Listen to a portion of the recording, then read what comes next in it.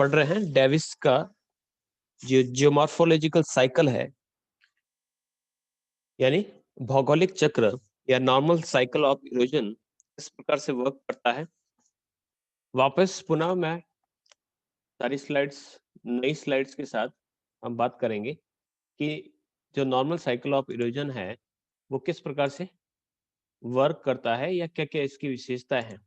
तो कल की जो क्लास रही थी उसी से थोड़ा सा आगे बढ़ते हुए हम बढ़ते हैं और नेक्स्ट स्लाइड पर हम देखेंगे कि सबसे पहले डेविस क्या होता है। तो डेविस अमेरिकन भूगोलवेत्ता थे जिन्होंने इस हाइपोथेसिस क्यों कहेंगे, क्योंकि इस प्रकार के प्रोसेस के पर्वत बनता है और धीरे धीरे उसका अपर्दन होकर वो मैदान में बदल जाता है। आज तक कोई पता नहीं लगा सकता है क्योंकि ये जो टाइम ड्यूरेशन होती है हजारों वर्षों तक होती है और एक जो सामान्य व्यक्ति है उसकी उम्र इतनी नहीं होती है। तो विलियम मॉरिस डेविस ने 1899 में इस हाइपोथेसिस को दिया था और इस हाइपोथेसिस में को समझने से पहले हमें इन चीजों को समझना होगा। मैंने बार-बार कहता हूं कि इंडोजेनेटिक फोर्सेस क्या होते हैं या एक्सोजेनेटिक फोर्सेस क्या होते हैं। तो अपर्दन के कारक क्या होते हैं? तो अपर्दन के जो कारक होते हैं वो होते हैं बहिर्जात बल। ठीक है, तो अंतर्जात और बहिर्जात बल का सम्मिलित जो परिणाम होता है वो आपके पूरे साइकिल के अंतर्गत आएगा। यानी साइकिल में यानी अगर कोई स्ट्रक्चर नहीं बना है तो उसको काटने का वर्क नहीं रहेगा। तो एक्सोजेनेटिक फोर्स क्या होते हैं और इंडोजेनेटिक फोर्स क्या होते हैं। इंडोजेनेटिक फोर्स का अर्थ हो गया वेव फोर्सेज जो अर्थ के इंटीरियर पार्ट में वर्क करते हैं। एक्सोजेनेटिक फोर्सेज वो फोर्सेज हैं जो अर्थ के एक्सटीरियर पार्ट में वर्क करते हैं, यानी पृथ्वी के बाहर वो अपना वर्क करते हैं। तो एक्सोजेनेटिक जो है एक्सटर्नल है और इंडोजेनेटिक जो है इंटरनल है।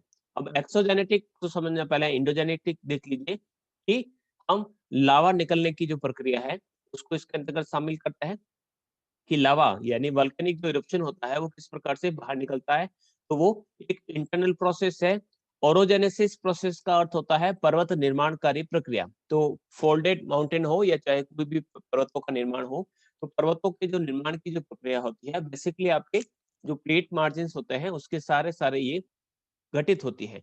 तो ओरोजेनेसिस प्रोसेस तथा एपिरियोजेनेसिस प्रोसेस महादेशीय संचलन, ये मैंने डायस्ट्रोफिक फोर्स के अंतर्गत आपको बताया था कि ये जो इंडोजेनेटिक फोर्स होता है वो किससे वर्क होता है। तो टेक्टोनिक जो वर्क रहता है यानी प्लेट जो टकराती है उसके द्वारा ये प्रोसेस घटित होती है। यहाँ पर हम एक्सोजेनेटिक फोर्स की बात करें तो इसके जो एजेंट्स है उसमें पानी है, बर्फ है और हवा है। ये क्या करते हैं, काटते हैं, समतल बनाते हैं और ये क्या करते हैं, असमतल बनाते हैं। तो डेनुडेशन की जो प्रोसेस होती है वो रिडक्शन ऑफ एलिवेशन यानी जो एलिवेशन यानी जो स्ट्रक्चर बन गया उसको रिड्यूस करते हैं, उसको काट-काट कर वापस समतल बनाने का कार्य करते हैं। तो ये इंडोजेनेटिक और एक्सोजेनेटिक फोर्स होता है। आगे बढ़ते हैं कि अंतर्जात जो बल होते हैं धरातल पर विषमताओं को सृजन करते हैं तथा बहिर्जात जो बल होता है समतल स्थापक बल के रूप में वर्क करता है। यानी धरातल पर विषमता लाने का काम इंडोजेनेटिक फोर्स करता है और बहिर्जात जो बल होते हैं इन असमानताओं को, इन विषमताओं को वापस समतल बनाने का कार्य करते हैं। जैसे ही अंतर्जात बल यानी जो इंडोजेनेटिक फोर्स जो होते हैं धरातल पर विषमताओं का निर्माण करता है, धरातल पर विभिन्न प्रकार के पर्वत बना दिए, पठार बना दिया या कोई गड्ढा बना दिया, तो उसके ठीक बाद बहिर्जात जो बल होता है यानी एक्सोजेनेटिक फोर्स जो होता है इन विषमताओं को दूर करने में प्रयत्नशील हो जाता है, वो एक्टिव हो जाता है और इन विषमताओं को दूर करते हैं। और यही हमारा इरोजन का साइकिल चलता है। यानी एक्सोजेनेटिक ने एक स्ट्रक्चर बना दिया और उस स्ट्रक्चर को काट-काट के इरोजन करके उसका वेदरिंग प्रोसेस से या ट्रांसफॉर्मेशन या ट्रांसपोर्टेशन की जो प्रक्रिया है या ट्रांसफर करने की जो प्रक्रिया है उसके माध्यम से और लास्ट का जो रहेगा डिपोजिशन। तो ये पूरी की पूरी जो प्रोसेस है उसको हम इरोजन साइकिल के नाम से जानते हैं, जिससे विशिष्ट स्थलाकृतियों का निर्माण होता है। विशिष्ट स्थलाकृतियों का निर्माण होता है कि यहाँ पर आपके माउंटेन था, माउंटेन की जगह आपके वहां पर पैनी प्लेन या पैडी प्लेन क्या होता है आगे देखेंगे। तो इन स्ट्रक्चर्स का निर्माण होता है। तो इस प्रकार की जो प्रोसेस होती है वो चलती रहती है। तो सर्वप्रथम स्कॉटलैंड के थे एक भूगर्भशास्त्री जियोलॉजिस्ट थे जिसका नाम था जेम्स हटन। उन्होंने जो भू आकृतियां हैं उसके संबंध में एक सिद्धांत या एक अवधारणा प्रस्तुत की जिसे कहा जाता है एकरूपतावाद, यूनिफॉर्मलिज्म जो है।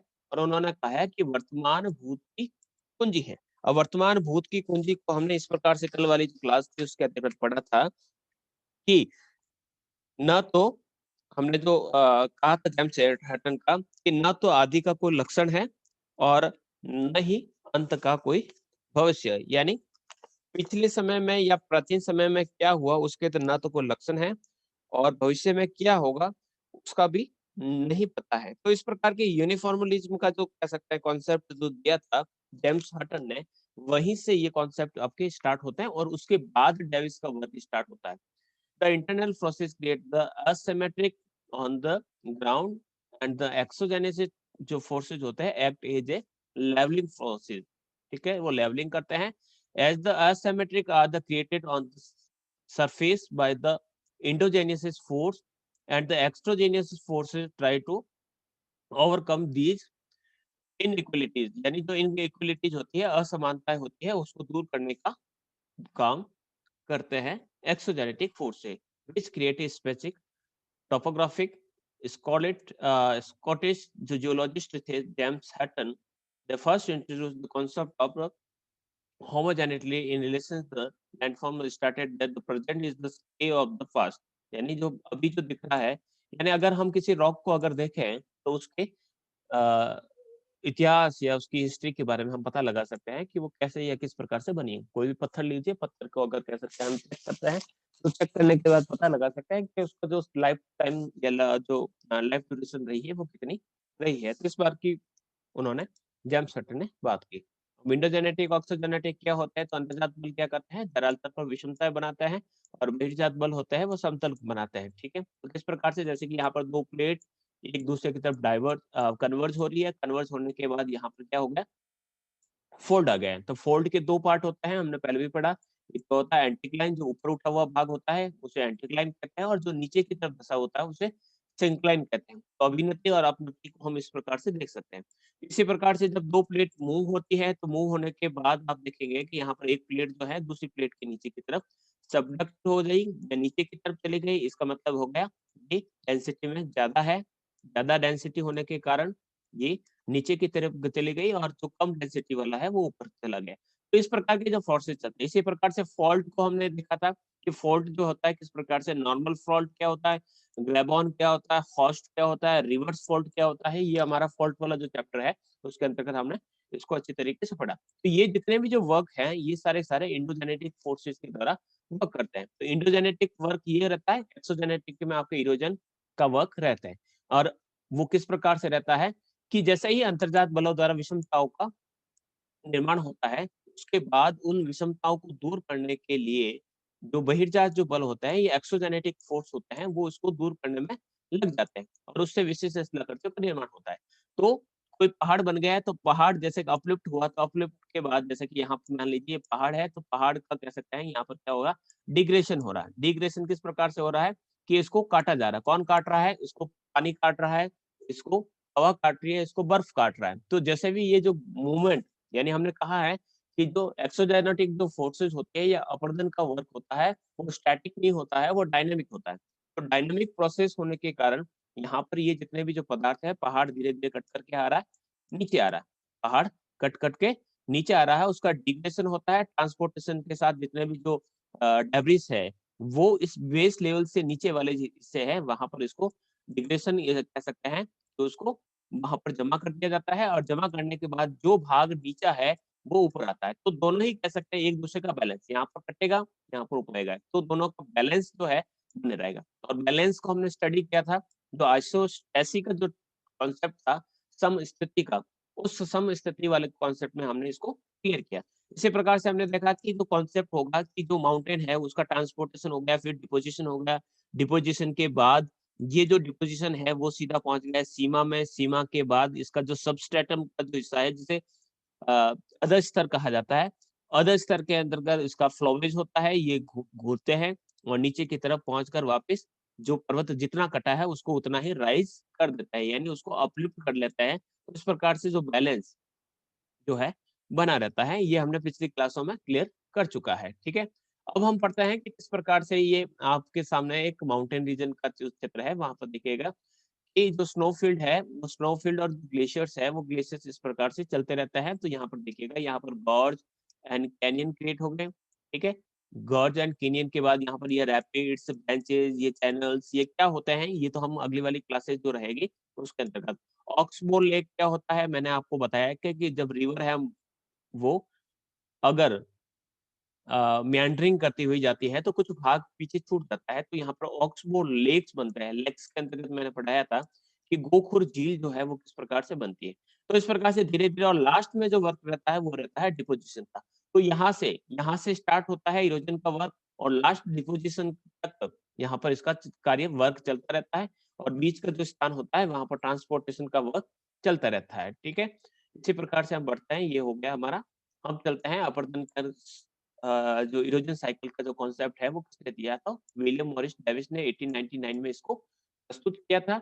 डेविस क्या कहते हैं कि स्थलाकृति का जो निर्माण है और विकास जो है वो ऐतिहासिक क्रम में होता है, जिसके अनुसार उसे तरुणावस्था यानी young, mature and old age से होकर गुजरना पड़ता है। यानी 3 जीवन की अवस्थाओं में से गुजर कर, एक हिस्टोरिकल पीरियड में से गुजर कर उसे एक नए स्ट्रक्चर में बदलना पड़ता है। डेविस क्या कहते हैं कि डेविस का ये जो कॉन्सेप्ट है वो जैविक विकासवादी जो अवधारणा है, जो डार्विन ने प्रस्तुत की थी। तो डार्विन क्या कहता है कि जीवों का उद्भव होता है, जीव विकास करते हैं और जीव मर जाते हैं। तो इस प्रकार का कॉन्सेप्ट चलता रहता है। उत्तरजीविता का सिद्धांत भी कह सकते हैं कि डार्विन क्या कहता है कि जो वो जीवों के संदर्भ में था, लेकिन कुछ हद तक उसका जो प्रभाव है, वो इफेक्ट इस कॉन्सेप्ट पर भी पड़ा। तो 1899 में American geographer William Morris Davis hypothesized the erosion cycle का concept दिया according to Davis the construction and development of any topography takes place in historical order under which it has to pass through the young mature and old stage ये तीन as जो आपके edges जो है वो इस प्रकार से चलते रहते हैं और इसी प्रकार से ये कॉन्सेप्ट चलता रहता है आगे बढ़ते हैं This influence the Davis has the influence on the Darwin's biological evolutionary जो concept था डार्विन का वो इस पर इफेक्ट डालता है। बढ़ते हैं आगे। डेविस क्या कहता है कि स्थलाकृति मुख्य रूप से 3 कारकों का परिणाम होता है, जो डेविस के ट्राइकट कहते हैं या ट्रायोज कहते हैं। अब ट्रायोज क्या है? तो सबसे पहला है चट्टान की संरचना, ठीक है? दूसरा है अपरदन के प्रक्रम और तीसरा था समय की अवधि। तो इसको इस प्रकार से स्ट्रक्चर, प्रोसेस 2-3 कह सकते हैं कि इन्होंने जो अपने ट्राइकट दिए हैं, एक तो है इसका स्ट्रक्चर, दूसरा है प्रोसेस और तीसरा है टाइम। तो इन 3 स्टेजेस में से स्टेजेस कह सकते हैं या 3 प्रोसेस या कह सकते हैं 3 फैक्टर्स जो होते हैं वो प्रभावित करते हैं कि इरोजन होगा और कितना होगा। तो देखिएगा हम बात करते हैं कि चट्टानों की संरचना का अर्थ क्या है? चट्टानों की संरचना का अर्थ क्या है? इसका कहने का अर्थ है कि जो चट्टान है जिसका इरोजन होगा तो वो हार्ड है या सॉफ्ट है, ठीक है? उसके अंदर कह सकते हैं कि वो वर्टिकली है या हॉरिज़ॉन्टली है, किस प्रकार से है? अगर कह सकते हैं वर्टिकली होगी, तो ओरिजिन आपका कह सकते हैं कि ज़्यादा होगा, ग्रेविटी का फ़ोर्स ज़्यादा रहेगा, कटने के बाद टूट कर बिखर जाएगी। वो अगर हॉरिज़ॉन्टली है, तो वो चट्टान काफ़ी मुश्किल से कटेगी। इसी प्रकार से जो रॉक है, वो रॉक किससे बनी है? वो इग्निस रॉक की बनी हुई है। जो रॉक का जो मटेरियल है, वो किससे है? इग्निस का है या फिर मेटामॉर्फिक का है या फिर आपके सेडिमेंट्री का। तो सेडिमेंट्स कह सकते हैं थोड़े से सॉफ्ट होते हैं और इग्निस थोड़े से हार्ड होते हैं। तो हार्ड का इरोजन कम होगा, सेडिमेंट्री जो होगी उसका इरोजन ज़्यादा होगा। तो डिपेंड करता है कि अ अ जो स्ट्रक्चर है वो किस प्रकार का है, ठीक है? उसके अंदर क्रिस्टल्स कितने पाए हैं, उसके अंदर कह सकते हैं कि पोरोसिटी का अर्थ हो गया उसके अंदर प्रवेश्यता, उसके अंदर छोटे-छोटे से सूक्ष्म छिद्र है क्या कि पानी के संपर्क में आते ही वह पानी को सोख ले, यानी उसके अंदर छोटे-छोटे से चट्टान के अंदर छेद है, तो पानी उसके अंदर घुस जाता है। तो डिपेंड करता है कि वो हार्ड है या लूज़नेस है, ठीक है? तो उसके अंदर फ़ोल्ड आसानी से आएँगे या नहीं आएँगे, तो ये कई चीज़ें हैं जो इफ़ेक्ट करती है, यानी जो स्ट्रक्चर है, वो प्रभावित करता है कि इरोजन जो होगा, वो कैसे होगा और कितना होगा। फिर हम बात करते हैं अपरदन के प्रक्रम, प्रक्रम का अर्थ होता है प्रोसेस। अब प्रोसेस के अंतर्गत हमने इसके एजेंट्स को लिए हैं, एजेंट्स जो है, तो बहता हुआ जो पानी है ठीक है? और ग्लेशियर्स है, विंड है यानी पवन है, सागर की तरंग है, अंडरग्राउंड वाटर है, ठीक है? तो ये कुछ एजेंट्स हैं। तो ये एजेंट्स कहाँ पर वर्क करेंगे? जैसे कि अगर हम बात करें हाई लैंड्स जो है जो पर्वतीय क्षेत्र है, वहाँ पर आप देखेंगे तो वहाँ पर सबसे ज़्यादा जो वर्क रहेगा ग्लेशियर्स का रहेगा, ठीक है? अगर हम बात करें प्लेन्स की बात करें, मैदानों की बात करें, तो मैदानों में सबसे ज़्यादा इरोजन कौन करेगा? तो वहाँ पर रिवर्स करेगी या फिर हम डेज़र्ट कंडीशंस की बात करते हैं कि डेज़र्ट में अगर इरोजन हो रहा है, तो वहाँ पर जो बेसिकली जो वर्क रहेगा इरोजन का वो किया जाएगा हवा द्वारा, एयर द्वारा, ठीक है? या विंड द्वारा। तो विंड का वर्क कहाँ रहेगा? डेज़र्ट में रहेगा। रिवर्स का वर्क माउंटेन्स में भी रह सकता है, प्लेन्स में भी रह सकता है, लेकिन ग्लेशियर्स का जो वर्क रहेगा, वो मेनली कहाँ पर रहेगा? माउंटेन रीजन में रहेगा। तो ये जो एजेंट्स है, वो है इसकी प्रोसेस। तो प्रोसेस भी प्रभावित करती है इरोजन को। फिर है टाइम ड्यूरेशन। अब टाइम ड्यूरेशन है वो किस प्रकार से है? तो कौन-सी चट्टान अब पर्वतीय क्षेत्र है तो स्टेजेस मैंने कहा कि 3 प्रकार की मैंने कहा या डार्विन या डेविस ने कहा। डेविस क्या कहता है कि 3 स्टेजेस होती है। एक इन्फैंट वाली होगी, यानी यंग एज होगी, एक मैच्योर एज होगी और एक ओल्ड एज होगी। तो इन एज में गुजरते हुए वो जो स्ट्रक्चर है जो काफ़ी ऊपर उठा हुआ था, वो कट-कट कर धीरे-धीरे कह सकते हैं एक समतल मैदान में बदल जाता है। तो इस प्रकार से ये प्रोसेस जो है वो लगातार चलती रहती है। ठीक है? तो इस प्रकार से इस कॉन्सेप्ट को उसने बताया। तो ये जो 3 जो है स्ट्रक्चर, प्रोसेस एंड टाइम, संरचना, प्रक्रम और अवधि, इसको डेविस के त्रिकूट या ट्राइज ऑफ डेविस के नाम से जाना जाता है। ये क्लियर हो चुका होगा। डेविस कहते हैं कि अपवर्तन चक्र समय की वह अवधि, यानी वह टाइम ड्यूरेशन है जिसमें एक ऊंचा उठा हुआ भूखंड, उत्थित भूखंड यानी अपलिफ्टेड जो स्ट्रक्चर है वह अपर्दन के विभिन्न अवस्थाओं से गुजरते हुए अपर्दन की विभिन्न अवस्थाओं को गुजरते हुए का अर्थ होता है। अब अपर्दन का अर्थ होता है कि यहाँ पर इरोजन हो रहा है और इरोजन हो रहा है और विभिन्न स्टेजेस स्टेजेस यानी उसको यंग एज है, फिर उसकी मैच्योर एज है और फिर उसकी लास्ट एज में इससे गुजरते हुए वो किस में बदल जाता है? एक समतल मैदान में बदल जाता है। लेकिन पूरी तरीके से मैदान में नहीं बदलता है, उसमें कौन कुछ छोटे-छोटे से टुकड़े बच जाते हैं जिसे वो मोनेड नॉक कहता है। मोनेड नॉक याद रखिएगा। मोनेड नॉक एक वर्ड यूज़ किया है डेविस ने। अब ये मोनेड नॉक क्या होता है इसको थोड़ा-सा मैं यहाँ पर थोड़ा-सा डायग्राम बना देता हूँ। जैसे कि ये हमने हमने कहा ये माउंटेन है और माउंटेन के लास्ट जो स्टेज है, ये लास्ट स्टेज है। तो माउंटेन यहाँ पर कह सकते हैं कि इसका इरोजन हो रहा है। इरोजन होगा, इरोजन होने के बाद जैसे कि ये माउंटेन है, इसका भी इरोजन हो रहा लेकिन लास्ट में जब इरोजन होगा और एनीप्लेन बन जाएगा यानी एक प्लेन बन जाएगा। तो प्लेन बनने के बाद यहाँ पर ये जो छोटे-छोटे से टुकड़े बच जाते हैं, यानी पूरी तरीके से एकदम सपाट मैदान नहीं बनता है, तो कुछ टुकड़े बच जाते हैं जो जिसका इरोजन नहीं हो पाता, जिसका अपरदन नहीं हो पाता। तो ये जो टुकड़े बच जाते हैं, इन्हें क्या कहा जाता है? मोनेड नॉक कहा जाता है डेविस के द्वारा, ठीक है? और डेविस का ये जो पूरा-पूरा कॉन्सेप्ट है, इसे कहा जाता है भौगोलिक चक्र यानी जियोलॉजिकल साइकिल या जियोमॉर्फोलॉजिकल साइकिल के नाम से इसे जाना जाता है। तो according to Davis, the erosion cycle is the period of time in which a raised landmass undergoes various stages of erosion and eventually turns into a flat surface, and some of the slightly raised part remains a monadnock. तो पीछे बचते हैं उसे monadnock कहते हैं और जो raise landmass होता है वो बदल जाता है एक फ्लैट सरफेस में। तो ये पूरा का पूरा जो प्रोसेस होता है यानी रेज लैंडमास कन्वर्ट हो जाता है फ्लैट सरफेस में और पीछे जो बचता है टुकड़े बच जाते हैं उसे monadnock कहा जाता है। ठीक है? तो ये है इनका इरोजन साइकिल अभी काफ़ी बड़ा है। डेविस ने इसे नाम दिया है जियोग्राफिक इरोजन साइकिल के नाम से इसे जाना जाता है। तो डेविस का भौगोलिक चक्र क्या है? तो ये प्रतिपादन डेविस द्वारा हो गया, ये हमने क्लियर कर दिया है। संरचना, प्रक्रम और अवस्था का परिणाम होता है।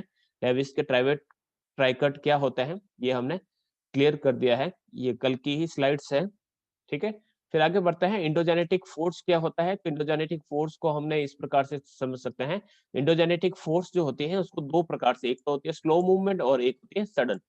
जो स्लो मूवमेंट होती है यानी काफ़ी धीरे-धीरे होती है और हज़ारों सालों बाद हमें पता चलता है कि कुछ हुआ है, तो वो डायस्ट्रोफिक कहलाती है। डायस्ट्रोफिक में एक होता है वर्टिकल और एक होता है हॉरिजेंटली, ठीक है। हॉरिजेंटली और वर्टिकल, वर्टिकल का अर्थ होता है एकदम कह सकते हैं आपके इस प्रकार से ऊपर उठना, और हॉरिजेंटली का अर्थ होता है इस प्रकार से ऊपर की तरफ। तो ऑरिजेनेटिक जो फोर्स होती है जिसमें पर्वत बनते हैं और यहाँ पर महाद्वीपों का निर्माण होता है। महाद्वीपों के निर्माण में दो प्रोसेस को शामिल किया जाता है, एक अपवर्ड यानी कोई भाग ऊपर उठ जाता है और कोई भाग नीचे धंस जाता है। जो पर्वतों के निर्माण की जो घटना है जिसे पर्वत निर्माणकारी बल कहा जाता है, तो इसमें दो तरीके से होता है। एक तो होता है फोर्सेस ऑफ टेंशन से और दूसरा होता है फोर्सेस ऑफ कंप्रेशन से। जब कंप्रेशन होता है तो वहां पर क्या बनता है, वहां पर फोल्डेड माउंटेन बनता है, और जहां पर टेंशन फोर्स होता है वहां पर क्रैक्स आ जाते हैं, और क्रैक आने के बाद वहां पर बनते हैं फॉल्ट। तो यहाँ पर बनते हैं फॉल्ट और यहाँ पर बनते हैं आपके बनते हैं फॉल्ट्स। इसी प्रकार जो सडन मूवमेंट होते हैं उसमें दो चीजों को शामिल किया जाता है, एक तो वल्केनिज्म और दूसरा रहता है अर्थक्वेक यानी भूकंप और ज्वालामुखी को इसमें शामिल किया जाता है। नेक्स्ट बढ़ते हैं, एक्सोजेनेटिक फोर्स में क्या होता है, तो एक्सोजेनेटिक फोर्स के अंतर्गत आपको वेदरिंग को शामिल किया जाता है, माउस मूवमेंट को शामिल किया जाता है, इरोजन को शामिल किया जाता है और डिपोजिशन को वर्क को शामिल किया जाता है। अब वेदरिंग तीन प्रकार का होता है, ये हम पढ़ चुके हैं कि वेदरिंग फिजिकली होता है, केमिकली होता है एंड बायोलॉजिकली होता है। फिजिकली किस प्रकार से होता है, तो अनलोडिंग एंड एक्सपेंशन यानी दाब मुक्ति के कारण होता है, टेम्परेचर में वेरिएशन से होता है, फ्रीजिंग, थेविंग एंड फॉरेस्ट वेडिंग के कारण होता है। केमिकली जो होता है उसमें घुलन की क्रिया होती है, कार्बोनेशन का वर्क होता है, हाइड्रेशन होता है, ऑक्सीडेशन होता है। बायोलॉजिकल में दो कह सकते हैं, या फिर तो प्लांट्स करेंगे या आपके छोटे-छोटे से जीव करेंगे या ह्यूमन जो रहेगा वो वर्क करेगा। मास मूवमेंट जो होता है वो काफ़ी, एक तो होता है स्लो और एक होता है काफ़ी फास्ट, ठीक है? तो ये नहीं है हमारे कोर्स में नहीं था इसलिए मैंने इसको नहीं करवाया है। तो इसमें मास मूवमेंट क्या होता है कि अर्थ का बढ़त, जैसे कि अर्थ का वो एक बड़ा हिस्सा जो है एकदम फ्लो कर जाता है। जो चट्टान का या फिर कहते हैं मड का जो फ्लो है, डेब्रिस का एवलांस हो जाता है या लैंडस्लाइडिंग की जो वर्क होती है, वो उसमें शामिल किया जाता है। इरोजन को हम पढ़ रहे हैं, तो इरोजन कौन करता है? रनिंग वाटर करता है, ग्राउंड वाटर करता है, ग्लेशियर्स करते हैं, वेव्स एंड करंट्स करते हैं और विंड करती है। डिपोजिशन कौन करता है? तो ये सारे जितने भी हैं, ये जो इरोजन करते हैं, ये डिपोजिशन भी करते हैं। ये सारा का सारा एक्सोजेनेटिक फोर्सेस के अंतर्गत चला जाता है, ठीक है? यहाँ पर हमने मैग्मा कहा कि मैग्मा बाहर निकलेगा वोल्केनिक इरप्शन से, वो उसका सॉलिडिफिकेशन होगा, सॉलिडिफिकेशन यानी वो जम जाएगा, जमने के बाद वो क्या बनेगी? चट्टान बनेगी, चट्टान के ऊपर वर्क रहेगा वेदरिंग यानी अपक्षय होगा, ठीक है? अपक्षय से वहां पर मलबा या सेडिमेंट्स बनेगा, जो सेडिमेंट्स रहेगा उसका रहेगा इरोजन होगा, इरोजन जो रहेगा यानी वहां पर अपरदन हो रहा है, अपरदन के बाद वो ट्रांसपोर्ट किया जाएगा, ट्रांसपोर्ट करने के बाद वो क्या किया जाएगा? डिपॉजिट किया जाएगा, और डिपॉजिट के बाद बन जाएगा सेडिमेंट्स बन जाएगा, और जो सेडिमेंट्स है वापस किस में कन्वर्ट हो जाएगा? वापस मैग्मा में कन्वर्ट हो जाता है। तो ये रॉक साइकिल चलता रहता है। देखिएगा हिंदी में बताता हूँ, पहले लावा बना, लावा कठोर हुआ, कठोर होने के बाद वो चट्टान बनी, चट्टान बनने के बाद उसका वो अपक्षय, अपक्षय होने की से हमें क्या मिला? कुछ अवसाद मिले, या फिर हम इसको कह सकते हैं कि हमें आपको थोड़ा-सा कचरा मिला, चट्टानों का चूर्ण बना और या चट्टानों के छोटे-छोटे से टुकड़े मिले। अब जो चट्टानों के जो टुकड़े हैं उसका हुआ इरोजन, उस पर हवा, ठीक है, कौन कर रहा है? जैसे erosion of sediments by the wind, water and ice, यानी हवा, पानी और बर्फ इसका इरोजन कर रहे हैं। तो जो रिवर्स है, ग्लेशियर्स, वैलीज़ जो है, गुलीज़, ये कह सकते हैं आपके टाइप्स ऑफ इरोजन हैं, वो है। फिर सेडिमेंट्स जो है, यानी जो अवसाद है, वो नदियों के द्वारा या हवाओं के द्वारा एक स्थान से दूसरे स्थान पर ले जाया गया, बहाया गया, और बहाने के बाद उसे एक स्थान पर जमा कर दिया। जैसे महासागरों की तली में या किसी झील में नदी गिरती है, तो अपने साथ कचरा कहाँ डालती है? उसमें डालती है। डिपोज़िशन हुआ, यानी वहाँ पर अवसाद जमा हुआ, अवसाद जमा होने के बाद वापस वो चट्टान बनेगी, धीरे-धीरे दबती जाएगी और वापस किसमें कन्वर्ट हो जाएगी? मैग्मा में कन्वर्ट हो जाएगी। तो ये जो वर्क है, लगातार चलता रहता है हमारे अर्थ पर, ठीक है? आगे बढ़ते हैं। डेविस क्या कहते हैं कि जो स्थल रूप है, यानी जो आपका जो जियोमॉर्फोलॉजिकल जो स्ट्रक्चर है, वह संरचना, प्रक्रम और समय का प्रतिफल होता है। ये तो आप रट लीजिएगा कि जो स्ट्रक्चर होता है, वो स्ट्रक्चर जो होता है, यानी ये landscape is a function of structure, process and time. एक लैंडस्केप जो होता है, वह संरचना, प्रक्रम और समय का प्रतिफल होता है, ठीक है?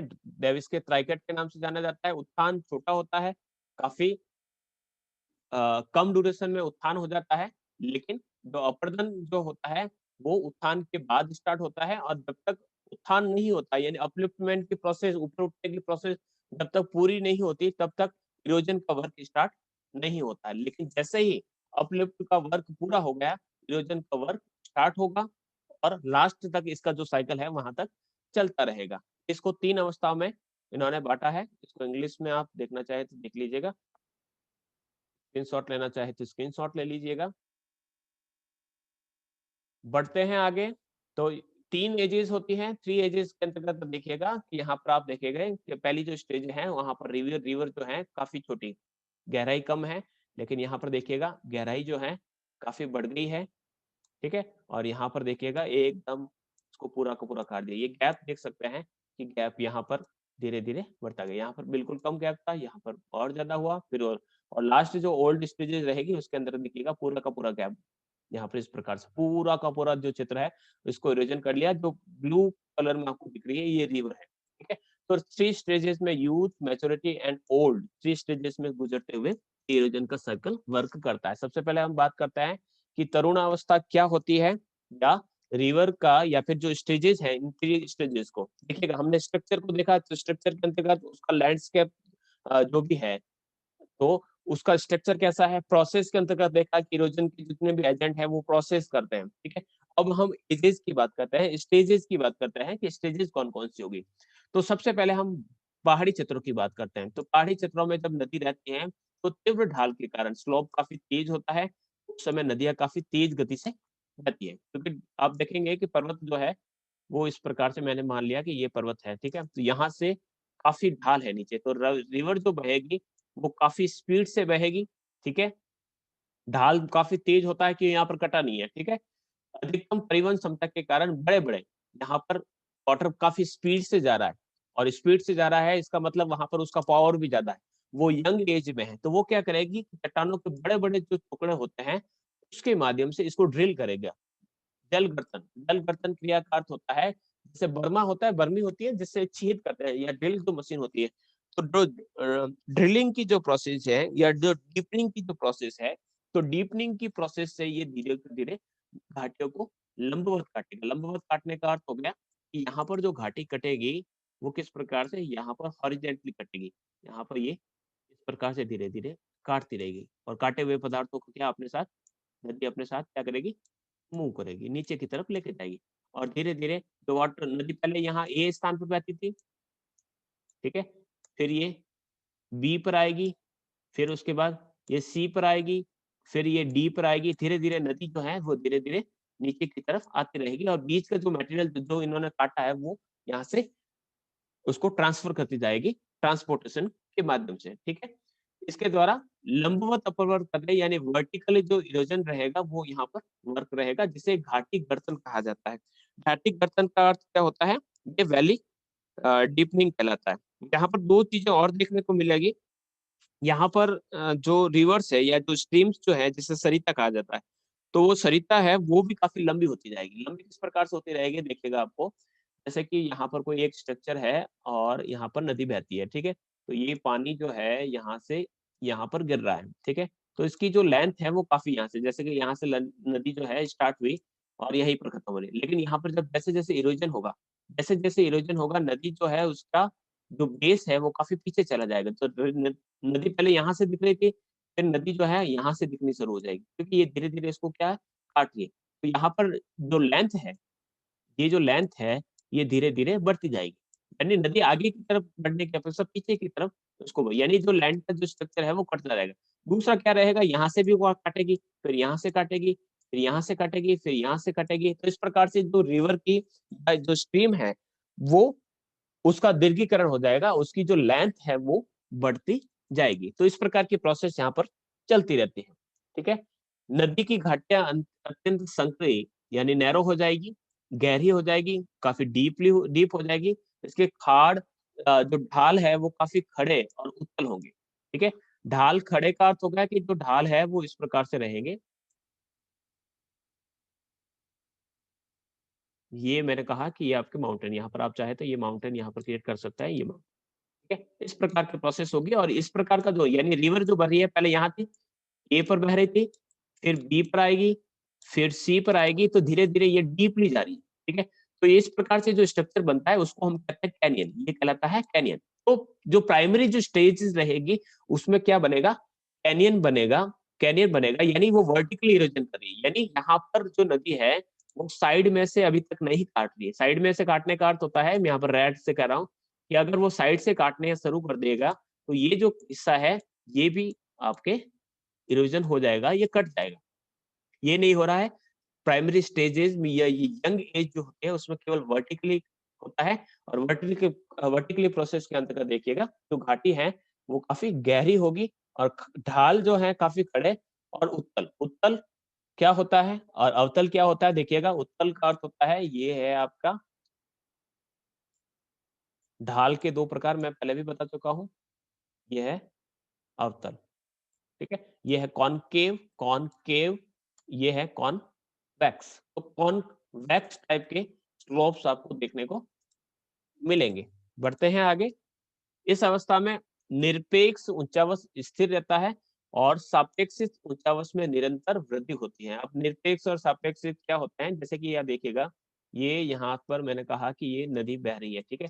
तो ये जो बेस है, ठीक है, निरपेक्ष उच्चावच का अर्थ होता है कि जहां से स्टार्ट हुआ, तो ए जो है निरपेक्ष उच्चावच है, और जो बी जो है वो है सापेक्षिक उच्चावच। यानी ये जो है धीरे धीरे आपको देखिएगा, उसका पहले यहाँ था, पहले यहाँ था, फिर यहाँ पहुंच गया, फिर यहाँ पहुंच गया, तो इसमें निरंतर वृद्धि होती रहती है। लेकिन ऊपर का जो हिस्सा है वो बिल्कुल भी प्रभावित नहीं होता है। बढ़ते हैं आगे। इस अवस्था में वी आकार की घाटी का निर्माण होता है, गॉर्ज और कैनियन यहाँ पर बनता है, यानी आपको वी शेप वैली देखने को मिलेगा। ये देखिए, ये है वी शेप वैली, ठीक है। इसी प्रकार से मैं अगर इस स्ट्रक्चर को इस प्रकार से बनाऊं, इस प्रकार से, ये है आपका गॉर्ज। और तीसरा जो स्ट्रक्चर है वो मैं अगर इस प्रकार से बनाता हूं, इस प्रकार से ब्लैक बोर्ड होता है तो काफी अच्छे तरीके से इसको क्रिएट करते हैं हम। पुराने स्टूडेंट कहते हैं कि टाइम में चित्र बनाने में काफी टाइम लगता है हमारा। ये मैं कहता हूं कि ये इस प्रकार से स्ट्रक्चर बनता है, ठीक है।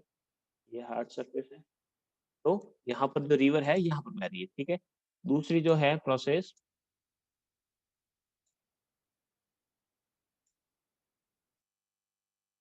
यहाँ पर वी शेप वैली का, ये है वी शेप, या रवि रिवर जो है यहाँ पर है, और यहाँ पर बन गया ये कैनियन, ठीक है। एकदम सीधा है तो कैनियन, ठीक है। एकदम वी शेप में है तो वी शेप वैली, और इस प्रकार से ऊपर से चौड़ा और नीचे से संकरा है तो उसे हम कहेंगे गॉर्ज। तो इस प्रकार के स्ट्रक्चर्स यहाँ पर बनते हैं प्राइमरी स्टेज में। बढ़ते हैं आगे, इंग्लिश वाले पढ़ लीजिए। The flow velocity of rivers is accelerated due to erosion gradient resulting in the vertical erosion of its valley by the process of hydrification through the large rock formation due to maximum transport capacity. Depends by the process is called घाटी गर्तन, या इसे हम कैसे घाटी गर्तन ना कहकर इसको आप कहेंगे वैली डीपनिंग कहेंगे। वैली की डीपनिंग की प्रोसेस होती है। The valleys of the rivers become the very narrow and deep and the steep and the convex. In the stage of absolute relief, the constant and the relative reliefs increase continuously. At this stage, the V-shaped valley gorge, ये gorge है,